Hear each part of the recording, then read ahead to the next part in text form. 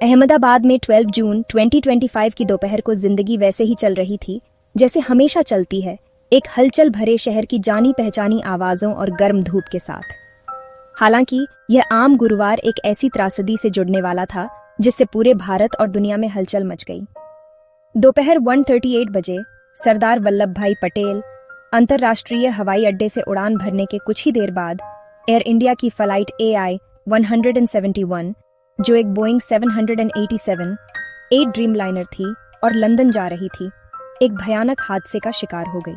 वह विमान, जिसमें 242 लोगों की आशाएं और सपने थे, अपनी उड़ान में लड़खड़ा गया और अपनी मंजिल तक पहुंचने से पहले ही उसका सफर दुखद रूप से खत्म हो गया। यह महज एक दुर्घटना नहीं थी, यह एक गहरा नुकसान था जिसे लंबे समय तक महसूस किया जाएगा। जमीन पर मौजूद चश्मदीदों ने ऊपर देखा। उनके दिल अचानक एक भयानक डर से भर गए जब उन्होंने बड़े विमान को असामान्य रूप से कम ऊंचाई पर उड़ते देखा।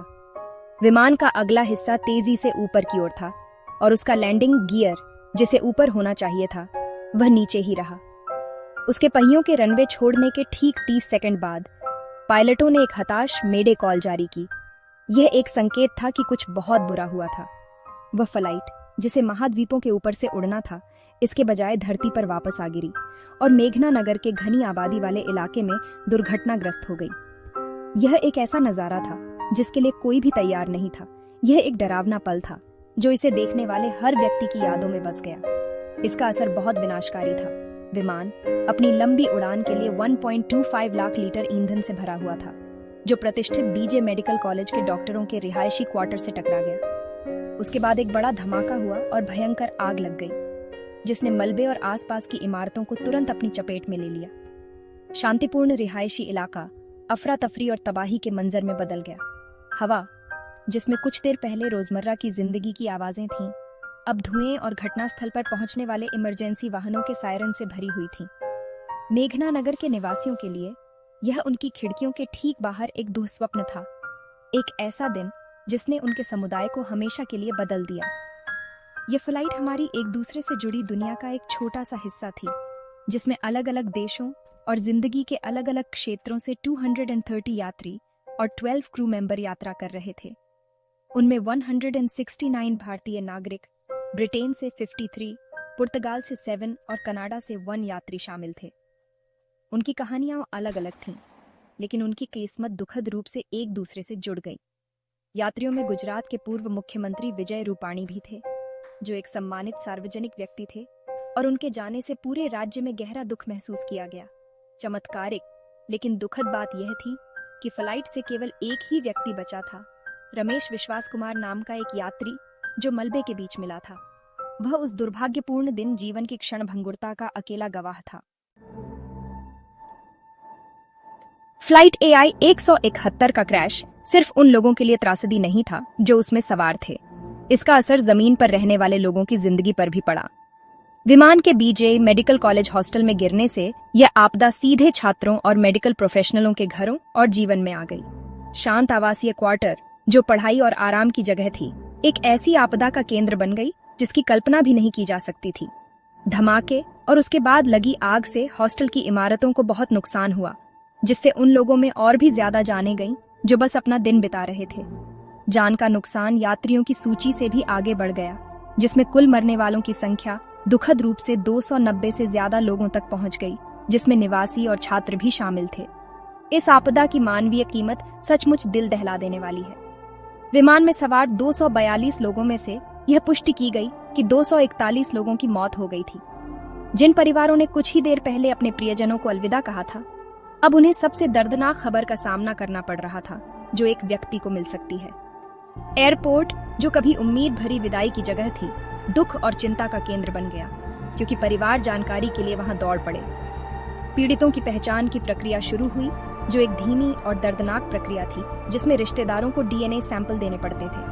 हर पहचान दुख की एक नई लहर लेकर आई। एक माँ, एक पिता, एक बच्चे या एक दोस्त के खोने की पुष्टि करती, जिससे एक ऐसा खालीपन पैदा हो गया जिसे कभी भरा नहीं जा सकता।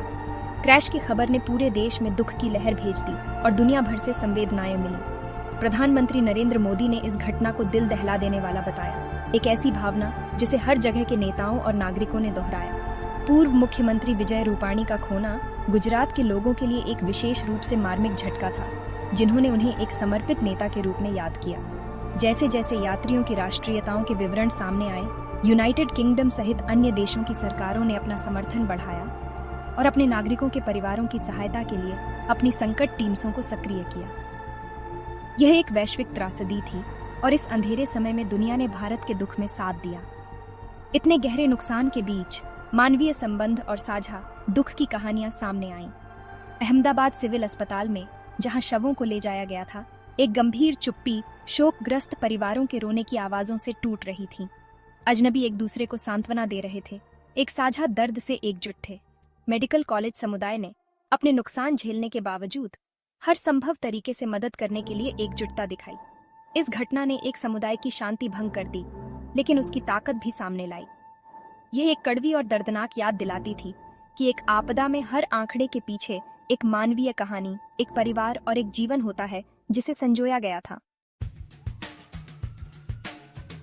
क्रैश के तुरंत बाद इमरजेंसी सेवाओं का रिस्पांस तेज और कोऑर्डिनेटेड था, जो उनकी ट्रेनिंग और इतनी बड़ी मुसीबत के सामने उनके डेडिकेशन का सबूत था। मदद के लिए पहली कॉल आते ही कई फायर इंजन, एम्बुलेंस और पुलिस यूनिट्स सायरन बजाते हुए मेघानी नगर में घटनास्थल की ओर दौड़ी। उनकी पहली प्रायोरिटी जेट फ्यूल से लगी भयंकर आग बुझाना थी और सुलगते हुए मलबे के बीच बचे हुए लोगों को ढूंढने का मुश्किल काम शुरू करना था। इस बड़ी त्रासदी के लिए बहुत सारे रिसोर्सेज की जरूरत थी और हर सेकंड जान बचाने और आगे के नुकसान को रोकने के लिए बहुत कीमती था। त्रासदी की बड़ी स्केल को समझते हुए लोकल एफर्ट्स को सपोर्ट करने के लिए तुरंत स्पेशल टीम्स भेजी गई। नेशनल डिजास्टर रिस्पांस फोर्स यानी एनडीआरएफ की 3 टीम्स गांधीनगर में अपने बेस से भेजी गईं, जो अपने साथ अर्बन सर्च और रेस्क्यू ऑपरेशंस के लिए स्पेशल इक्विपमेंट और एक्सपर्टीज लेकर आईं। रिस्पांस को और मजबूत करने के लिए वडोदरा से एक्स्ट्रा एनडीआरएफ यूनिट्स भेजी गईं। इंडियन आर्मी भी इस मिशन में शामिल हो गई और क्रैश साइट पर मुश्किल और खतरनाक काम में मदद करने के लिए 130 जवान भेजे। लोकल, स्टेट और नेशनल एजेंसीज को शामिल करके किए गए इस यूनाइटेड एफर्ट ने क्राइसिस को मैनेज करने और जितनी जल्दी हो सके मदद पहुंचाने के लिए एक मजबूत कमिटमेंट दिखाया। देश के लीडरशिप ने भी तुरंत और हमदर्दी के साथ रिस्पांस किया। रिलीफ और रेस्क्यू ऑपरेशंस को पर्सनली देखने के लिए प्राइम मिनिस्टर मोदी ने अपने 2 senior ministers, home minister Amit Shah और civil aviation minister Ram Mohan Naidu Kinjarapu को गुजरात भेजा। उनकी मौजूदगी ने यह इंश्योर किया कि रिस्पांस अच्छी तरह से कोऑर्डिनेटेड था और सभी जरूरी रिसोर्सेज अवेलेबल थे। इस बीच एयर इंडिया और उसकी पेरेंट कंपनी टाटा ग्रुप ने तुरंत दिल्ली और अहमदाबाद दोनों में कंट्रोल रूम और असिस्टेंस हॉटलाइन सेटअप किए, ताकि पैसेंजर्स और क्रू के परेशान परिवारों को इंफॉर्मेशन और सपोर्ट मिल सके, जो कंफ्यूजन और डर के समय में एक बहुत जरूरी लिंक था। पीड़ितों के परिवारों पर पड़ने वाले गहरे इमोशनल और फाइनेंशियल असर को समझते हुए टाटा ग्रुप ने एक कॉम्प्रिहेंसिव सपोर्ट पैकेज अनाउंस किया। कंपनी ने त्रासदी में जान गंवाने वाले हर व्यक्ति के परिवार को 1 करोड़ रुपए का कंपनसेशन देने का वादा किया। इसके अलावा टाटा ने घायल हुए सभी लोगों, जिसमें एकमात्र बचे हुए व्यक्ति और जमीन पर घायल हुए लोग शामिल थे, के सभी मेडिकल खर्चों को कवर करने की कमिटमेंट की। कम्युनिटी को हुए नुकसान को देखते हुए उन्होंने बीजे मेडिकल कॉलेज के हॉस्टल के फिर से बनाने के लिए फंड देने का भी वादा किया। इस हमदर्द रिस्पांस ने उन लोगों को कुछ हद तक राहत और प्रैक्टिकल हेल्प दी जिन्होंने सब कुछ खो दिया था, यह दिखाते हुए कि सबसे बुरे समय में भी एक दूसरे की परवाह करने की कमिटमेंट होती है। जैसे ही रेस्क्यू एफर्ट्स जारी रहे, इस ट्रेजेडी के कारणों को समझने का महत्वपूर्ण काम शुरू हुआ। फ्लाइट AI 171 के क्रैश की इन्वेस्टिगेशन इंडिया की top aviation authorities, directorate general of civil aviation और एयरक्राफ्ट एक्सीडेंट इन्वेस्टिगेशन ब्यूरो कर रहे हैं।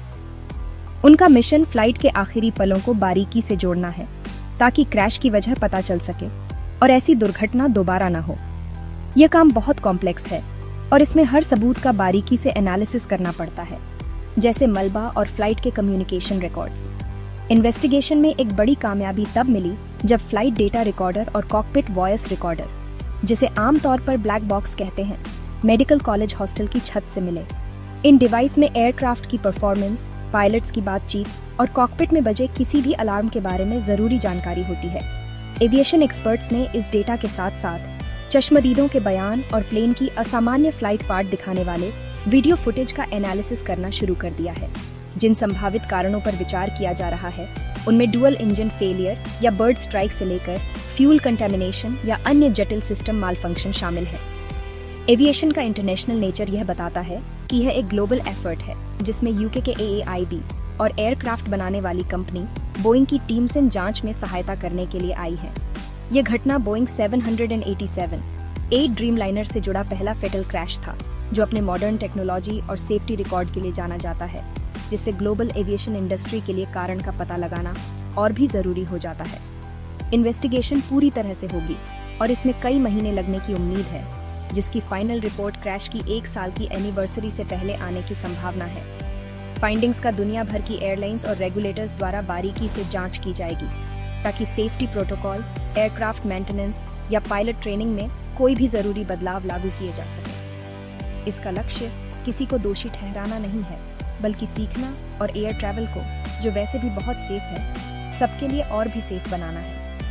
अहमदाबाद एयर क्रैश जैसी ट्रेजेडी जीवन की नाजुकता और कम्युनिटी के महत्व की एक गहरी और दर्दनाक याद दिलाती है। वे हमें दिखाती हैं कि गहरे दुख के पलों में लोग एक दूसरे की मदद करने के लिए कैसे एक साथ आते हैं, सपोर्ट, कंफर्ट और ताकत देते हैं। फर्स्ट रेस्पॉन्डर्स की बहादुरी, पीड़ितों के परिवारों के प्रति दिखाई गई करुणा और एक देश का सामूहिक दुख हमारी साझा मानवता को उजागर करता है।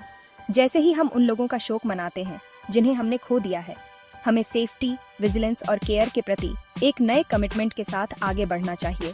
उन पीड़ितों की याद का सम्मान करते हुए एक ऐसी दुनिया बनाने की कोशिश करनी चाहिए जहां ऐसी दिल दहला देने वाली घटनाएं टाली जा सकें।